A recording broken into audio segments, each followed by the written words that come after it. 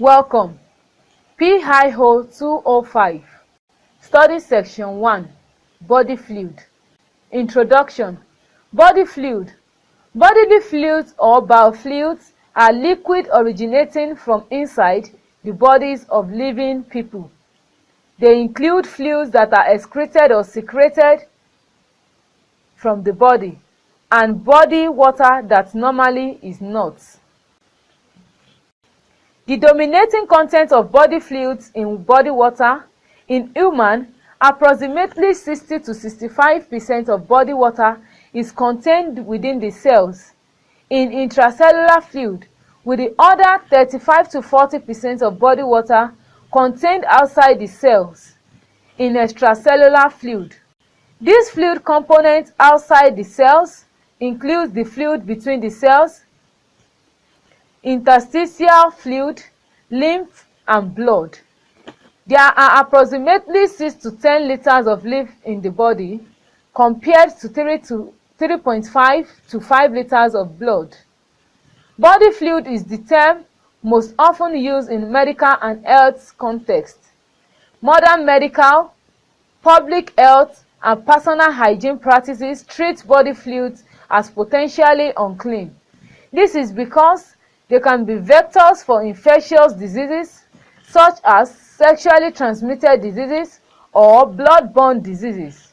Universal precautions and safer sex practices try to avoid exchange of body fluids.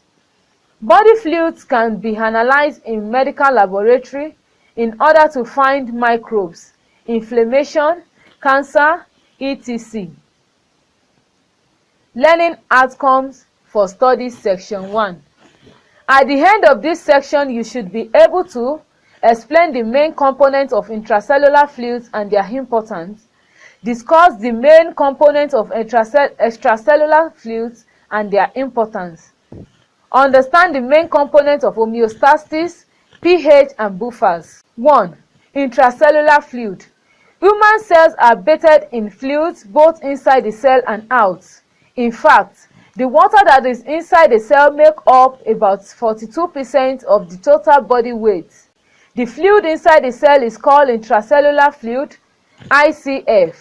All the fluid outside the cell is called extracellular fluid, ECF, and is separated from the intracellular fluid by a semi-permeable membrane that surrounds the cell. This membrane allows fluid to flow in and out, but prevents unwanted molecules or material from getting in. Composition of intracellular fluid. Intracellular fluid contains water and dissolved solids and proteins. The solids are electrolytes, which help keep our body functioning properly. An electrolyte is an element or compound that, when dissolved in fluid, breaks up into ions. There are a lot of electrolytes inside the cell, but potassium, magnesium, and phosphate have the greatest concentrations. Osmosis and intracellular fluid. When water moves inside and outside the cell, the process is called osmosis. Osmotic pressure is the force that pulls fluid from one compartment to another. The level of osmotic pressure remains approximately equal between the ICF and ECF compartments. Osmotic pressure can also be defined as the attraction of water to solids or electrolytes. If there is a decrease of water in the cell, electrolytes will move into the cell to make the water move back into the cell. The opposite is also true. An increase in water in the cell will cause electrolytes to move out of the cell, causing water to leave the cell. 2. Extracellular fluid. The extracellular fluid, ECF, makes up to about 22% of body weight, 12 liters of body fluid, or 1/3 of the total body water. It is the fluid found in the lymph vessels, cerebrospinal fluid, as well as fluid found in the interstitial spaces of the body. It also contains sodium, chloride, and bicarbonate ions. It is from this fluid that cells utilize oxygen and nutrients needed for cell growth and development, and cells release their waste products into this same fluid. The ECF is further divided into two: interstitial fluid and blood plasma. The interstitial fluid is also called tissue fluid and are found outside the vascular system, which bathes the cells of the body and is approximately 15% of the body weight.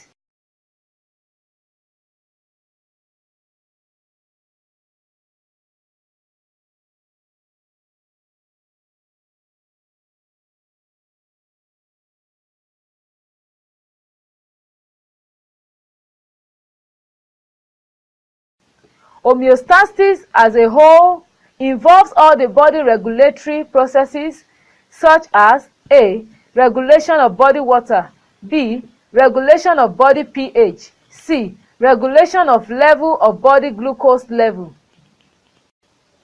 D. Regulation of normal level concentration of different body hormone, E. Regulation of arterial blood pressure in the body, F. Regulation of the level of red blood cell and white blood cell, G. Regulation of interstitial compartments. All the body fluids have their pH value, which must be maintained for normal body functions or cellular activities. Maintenance or regulation of a stable environment is a key factor. Some pH normal level of various body fluids include: A. Blood 7.35 to 7.45, B. Saliva 5.4 to 7.5, C. Gastric juice 1.5 to 3.5, D. Bile 6 to 8.5, E. Urine 4.5 to 8.0. These values are dependent on the secretion of which can be alkaline or acidic. The high acidity of the gastric juice is as a result of the hydrochloric acid secreted by the parietal cells located in the walls of the gastric glands. This pH also aids the digestion of certain food class such as protein.